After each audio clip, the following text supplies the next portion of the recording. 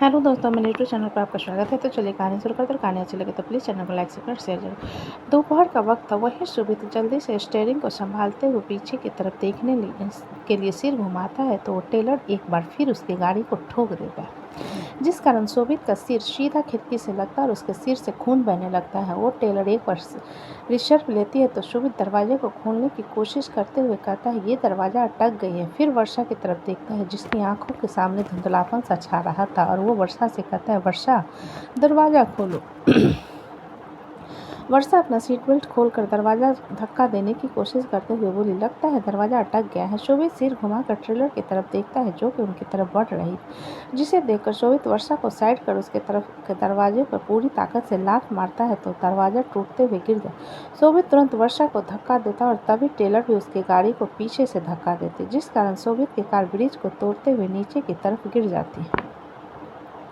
वर्षा ये देखकर जोर से चिल्लाती है, शोभित, लेकिन शोभित की गाड़ी नीचे जाते हुए ऑयल लीक के कारण ब्लास्ट हो जाती है और हर तरफ धुआं भर जाता है, जिसे देखते हुए वर्षा की आंखों के सामने अंधेरापन छा जाता है और वहीं बेहोश हो जाती है। वो टेलर वहां से सीधा दूसरी तरफ चली जाती है। इधर इंदिरा गांधी यूनिवर्सिटी में विप्रो कहीं जाने के बजाय क्लासरूम में आकर बैठा हुआ था और वो काफ़ी गहरी सोच में था। तभी उसका फ़ोन बजने लगता है। सब लोग उसकी तरफ देखते हैं तो विप्रो जल्दी से अपना फ़ोन साइलेंट में रखते हुए कॉल अटेंड करके बोला, हेलो। दूसरी तरफ से आवाज़ आती है, बहुत शौक है ना दूसरे को चलने लायक न छोड़ने का। मैंने सारंग परिवार का एक कंधा ही छीन लिया। विप्रो उस आवाज़ पर कंफ्यूज होते हुए बोला, कौन है, सीधा सीधा बोलो। तभी अनमोल भागते हुए जाकर विप्रो से बोला, विप्रो, शोभित एक्सीडेंट हुआ है। ये सुनकर विप्रो का चेहरा सफ़ेद पड़ जाता और बिना कॉल पर ध्यान दिए उठकर भागते हुए अनमोल के पास आकर बोला, क्या कहा? अनमोल अपना सिर हिलाते हुए बोला, मैंने लाइव न्यूज़ देख रहा था, जब मुझे पता चला उसकी गाड़ी पूरी ब्लास्ट हो गई है। ब्लास्ट हो गई है कहने का क्या मतलब होता है? मेरा भाई सही सलामत है या नहीं, ये बताओ। विप्रो ने गुस्से में बिफरते हुए कहा। अनमोल विप्रो की बात पर बोला, जिस वक्त एक्सीडेंट हुआ शोभित गाड़ी में था। उसकी गाड़ी ब्रिज को तोड़ते हुए नीचे गिरी और ब्लास्ट हो गई है। मुझे आपकी बातों पर यकीन नहीं है,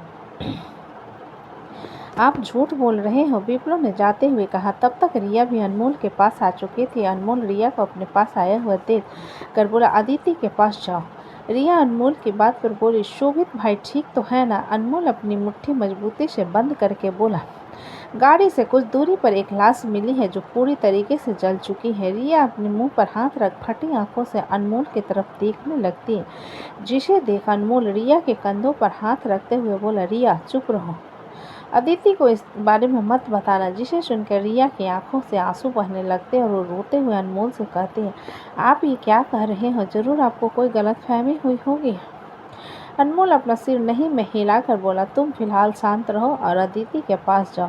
रिया अनमोल की बात पर अपने आंसू साफ करते हुए अदिति के क्लासरूम की तरफ चली जाती है और अनमोल यूनिवर्सिटी से बाहर की तरफ चला जाता है। रिया अदिति के क्लासरूम में पहुंचती है तो देखती है अदिति कानों में हेडफोन लगाए नोट्स बना रही थी। रिया एक गहरी सांस भर के क्लासरूम में अदिति के पास जाकर उसके कानों से हेडफोन निकालते हुए बोली, क्या कर रही हो? अदिति सिर उठाकर रिया की तरफ देखते हुए, लेक्चर ने कहा कि वो क्लास नहीं लेंगे। मुझे लगा आपका क्लास हो रहा होगा, इसलिए मैं सोच रही थी कि नोट्स बना लूँ, वरना शोभित जी चिल्लाते हैं मुझ पर। जिस पर रिया उसके कंधे पर हाथ रखते हुए बोली, तो चलो, मेरे क्लास खत्म हो गया है। अदिति सारे बुक्स बैग में रखते हुए बोली, और वापी कहाँ है?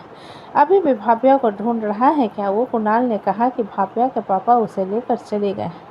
रिया अदिति के बात सुनकर कोई जवाब नहीं देती तो अदिति सिर उठाकर उसकी तरफ देखती है, जो किसी दूसरी ही दुनिया में खोई हुई थी। उसे किसी और दुनिया में देख अदिति उसके हाथ को पकड़ हिलाते हुए बोली, दीदी कहाँ खोई हुई हो अब?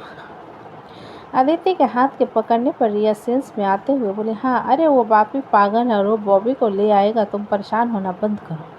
अदिति मुस्कुराते हुए बोली, आपको पता है कभी कभी मुझे शोभित जी और बापी एक जैसे लगते हैं, एकदम पजेसिव। खैर, हम कहाँ जा रहे हैं? रिया कुछ पल सोच कर बोली, शॉपिंग पर चले? अदिति अपना सिर नहीं में हिलाकर बोली, नहीं, मेरे पास बहुत सारे कपड़े, मैं नहीं जाऊँगी। मोमोज स्टॉल चले? रिया अपना सिर हिलाते हुए बोली, ठीक है, चलो चलते हैं। अदिति खुश होकर अपना बैग उठा रिया के साथ क्लासरूम से बाहर आते हुए बोली, वैशाली दीदी, विक्की भैया, वापी और शिवांश के लिए भी हम लोग पैक करवा लेंगे। ओके, रिया ने बस जवाब दिया। रिया को इतना चुप देखकर अदिति कंफ्यूज होते हुए, आप इतना ज़्यादा चुप क्यों हो? हम वापी को भी अपने साथ ले चलते ना। रिया अपने वो कंधे ऊपर उठाते हुए बोली, मुझे नहीं पता कि वो कहाँ गया है। ये सुनकर अदिति परेशान होते हुए, कहीं वो भाभिया के मम्मी पापा से झगड़ा करने तो नहीं चला गया ना? अगर ऐसा हुआ तो मॉम बहुत गुस्सा करेगी। जिस पर रिया अदिति के हाथ को पकड़ते हुए बोली, तुम उस पागल वापी पर ध्यान मत दो, हमें मोमोज खाने जाना था ना।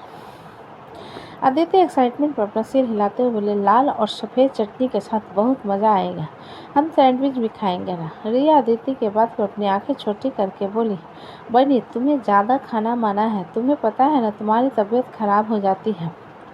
आदित्य अपना सिर हिलाकर अपने होठों पर उंगली रखते हुए बोली, सही कहा, वरना शोभित जी को फिर थप्पड़ पड़ेगा। इतना कहकर वह हंसने लगती। आदित्य की बातों को सुनते हुए रिया की आंखें नम हो जाती, लेकिन वह खुद को कंट्रोल करते हुए अदिति को लेकर बाहर की तरफ चली जाती है।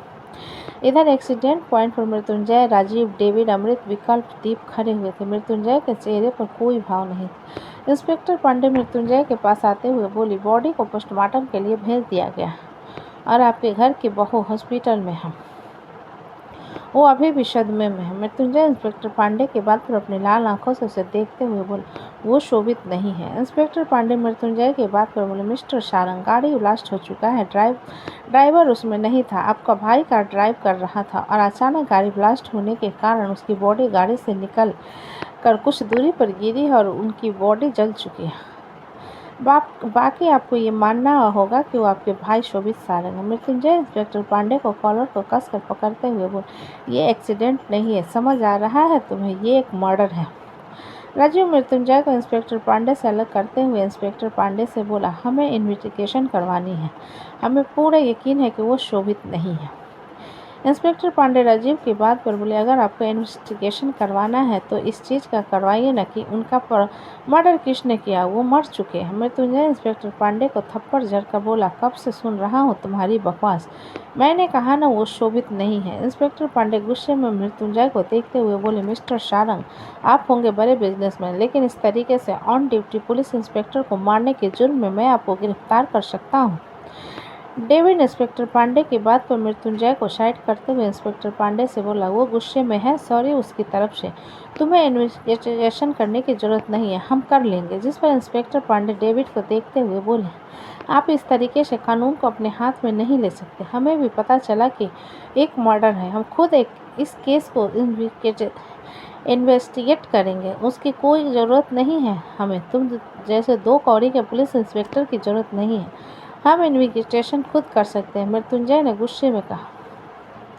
अमृत मृत्युंजय के हाथ को पकड़कर बोला, हमें हॉस्पिटल चलना चाहिए, यहाँ टाइम वेस्ट मत करो। मृत्युंजय अमृत से अपना हाथ छुड़ाकर इंस्पेक्टर पांडे को घूरते हुए बोला, तेरी वर्दी उतार कर तेरी सारी गर्मी भी उतारूंगा, तू बस इंतजार कर।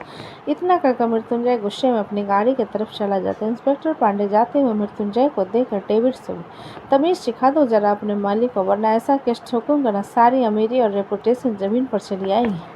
विकल्प इंस्पेक्टर पांडे की बात पर उसे घूरते हुए बोला, फिलहाल अपनी वर्दी बचाओ इंस्पेक्टर, क्योंकि मृत्युंजय भाई कभी बकवास भरी धमकी नहीं देते। इतना कहकर विकल्प भी अपने कार की तरफ चला जाता। डेविड, राजीव और दीप एक नज़र इंस्पेक्टर पांडे को देखने के बाद वहां से निकल जाते हैं। इधर वीर हड़बड़ी में अपने कमरे से बाहर आता है। खुशहाली जो कि वहीं बैठी होती उसे हड़बड़ी में जाता हुआ देखकर बोली, कहाँ जा रहे हो? वीर जूते पहनते हुए बोला, मैं सारंग विला जा रहा हूँ, तुम कहीं मत जाना, घर में ही रहना। खुशहाली वीर की बात पर बोली, क्यों, वहाँ पर क्या हो रहा है?